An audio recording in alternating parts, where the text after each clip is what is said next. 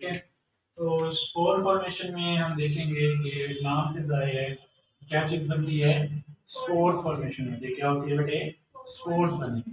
तो इस कौन से ऐसे ऑर्गेनिज्म हैं जिनके अंदर इस तरह की सेक्शुअल रिप्रोडक्शन देखी गई, ठीक है बेटा। तो ये अगर हम देखें कि स्पोर फॉर्मेशन देखी जाती है इसके अंदर, फंजाई के अंदर, इसके अंदर फंजाई लाइक जो प्लांट्स होते हैं। फंजाई एक ऐसा है, ये प्लांट लाइक भी है और एनिमल लाइक भी है, इसलिए इसको अलग किंगडम दिया गया, किंगडम फंजाई। तो फंजाई है ये के अंदर स्पोर फॉर्मेशन है, ठीक है। अब वो कैसे होती है वो देखें।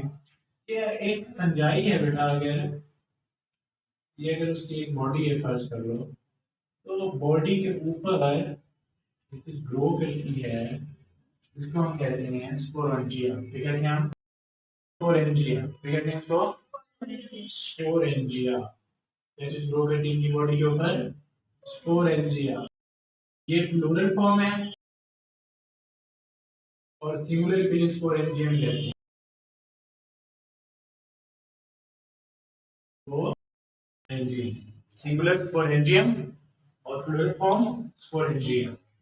फिर एक स्पोरेंजिया बॉडी के ऊपर ग्रो कर रहा है, फंजाई की बॉडी के ऊपर क्या ग्रो कर रहा है, स्पोरेंजियम।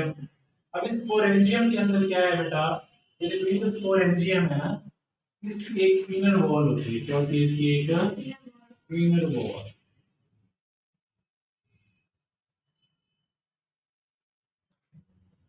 ठीक है। इस इनर वॉल की सेल्स हैं वो डिवाइड करना शुरू कर देते हैं। क्या करना शुरू कर देते हैं, डिवाइड करना शुरू,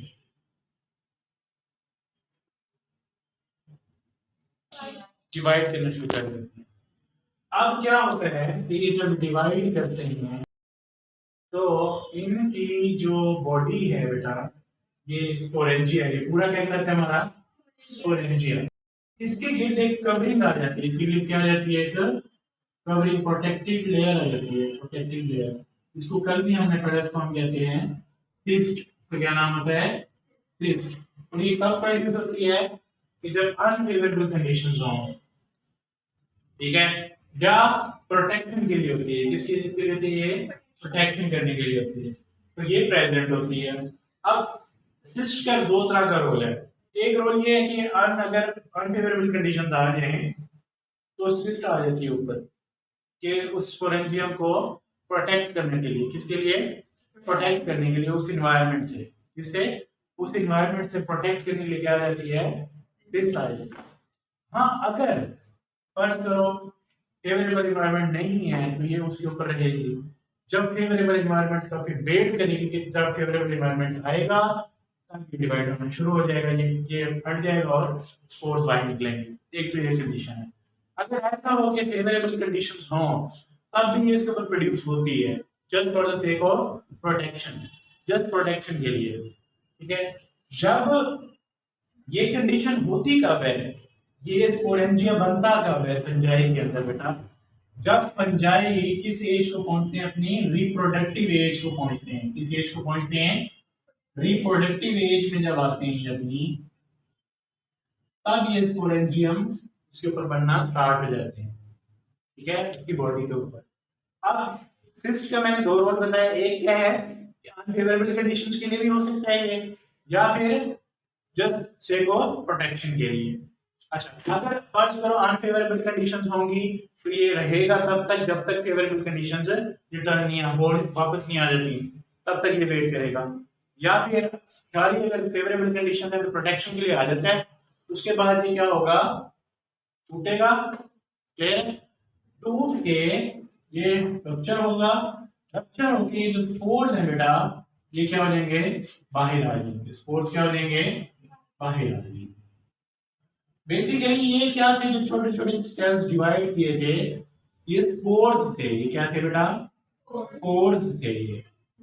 और ये पूरे को हम कहते थे क्या, स्पोरेंजियम।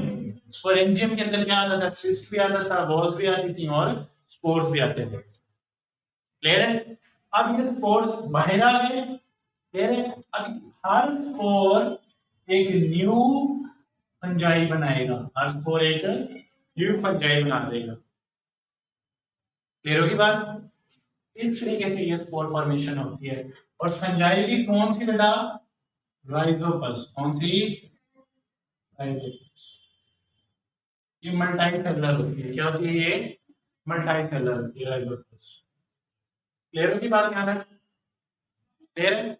अच्छा, एक और कंडीशन है बेटा बैक्टीरिया के अंदर। किसके अंदर? बैक्टीरिया।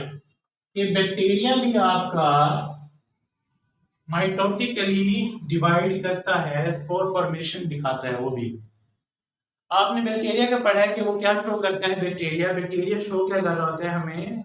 बाइनरी फिशन के थ्रू वो डिवाइड कर रहा होता है। हम ये पढ़ा है पीछे, बाइनरी फिशन में पढ़ा है। तो बैक्टीरिया के अंदर बेटे स्पोर फॉर्मेशन भी होती है। क्या? स्पोर फॉर्मेशन भी होती है। कब होती है? ड्यूरिंग बैक्टीरिया के अंदर जो स्पोर फॉर्मेशन होती है कब होती है? During unfavourable conditions. कब होती है? During unfavourable conditions.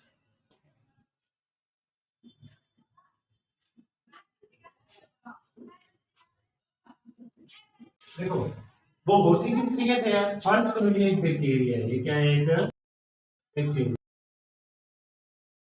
ठीक है, इसमें दो तरह के स्पोर्स बनते हैं। ये अगर यहाँ पे बनेगा स्पोर और अगर यहाँ पे बने स्पोर तो ये टर्मिनल स्पोर्स होंगे। कौन से होंगे स्पोर? टर्मिनल स्पोर्स होंगे। क्लियर होगी बात? अगर टर्मिनल्स पे बने तो टर्मिनल स्पोर्स, और अगर सेंटर में बने तो सेंट्रली स्पोर्स। क्लियर है? दो तरह के स्पोर्स बनाता है, या तो बनाएगा टर्मिनल स्पोर्स या सेंट्रल स्पोर्स बनाएगा। क्लियर होगी बात? अब क्या होता है? ये भी स्पोर्स है। ये स्पोर्स जो है बेटा, ये स्पोर्स बन के इसके अंदर से जो इसका डीएनए होता है। क्या? डीएनए होता है वो इन स्पोर्स के अंदर। क्लियर हो गया? क्योंकि कंडीशन कौन सी है? ये अनफेवरेबल कंडीशन है। कौन सी कंडीशन है? अनफेवरेबल। तो जब फेवरेबल कंडीशंस आएंगी ये कट ऑफ होगा, ये स्पोर बाहर आ जाएगी और ये बाहर आ जाएगा। फिर स्पोर बाहर आके ये स्पोर बाहर आ गया, ये आगे फिर दोबारा बेनिफिशियल से डिवाइड होके न्यू इंडिविजुअल्स बना देगा, न्यू ऑर्गेनिजम्स बना देगा। फिर अनफेवरेबल कंडीशन में ये क्या कर लेता है? स्पोर फॉर्मेशन करा के अपना डीएनए स्टोर इसके अंदर, स्पोर्स के अंदर। ठीक है, ये कहाँ देखा गया बेटा? आपने वर्ड पढ़ा था क्लैस्ट्रीडियम टेटनस का जो बैक्टीरिया है, क्लैस्ट्रीडियम टेटनस का बैक्टीरियम। ये बेटा जब ये आया कहाँ से? टेटनस का बैक्टीरियम। ये डंकी जो है ना, डंकी की जो डंक है, जो उसका गोबर है डंकी का, उसके अंदर ये बैक्टीरिया होता है और ये रोड्स के ऊपर आ जाता है, क्योंकि डंकी ने अगर अपने डंक बाहर फेंके तो टाइल्स के ऊपर लगता है।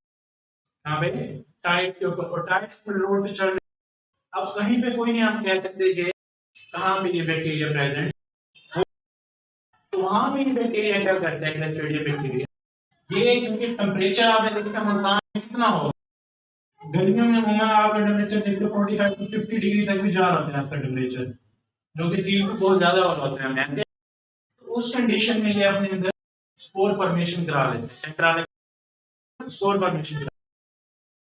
क्लियर? अब ये इसने स्पोर फॉर्मेशन करा के पड़ा है वहीं पे।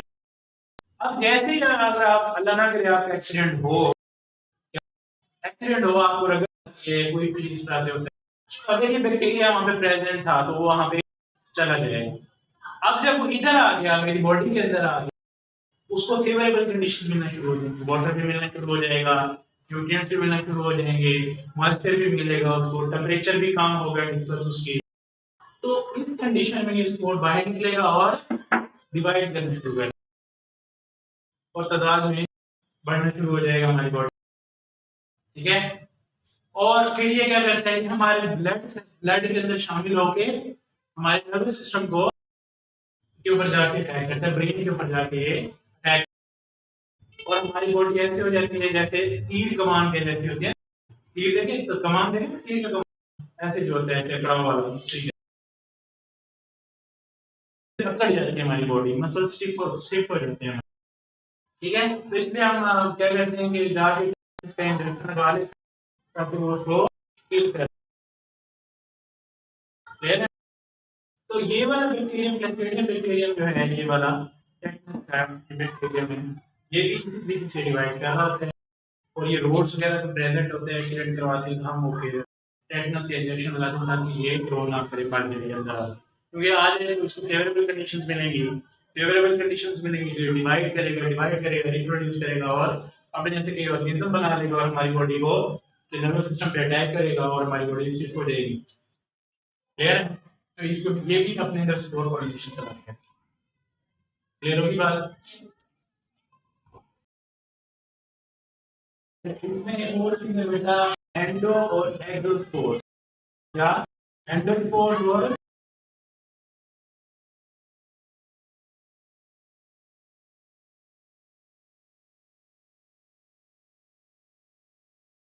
एंडोस्पोर्स और एक्सोस्पोर्स। एंडोस्पोर्स जो आउटसाइड द बॉडी बने वो एक्सोस्पोर्स, और जो इनसाइड द बॉडी बने वो एंडोस्पोर्स। देखो ये फंजाई की बॉडी थी, स्पोरेंजियम कहाँ बन रहा है, तो ये कौन सा स्पोर हुआ, अच्छा ये क्या है हमारे पास, स्पोर है, स्पोरेंजियम है, कहाँ बन रहा है, इनसाइड द बॉडी है, तो क्या हो जाएगा ये एंडोस्पोर हो जाएगा, ठीक है।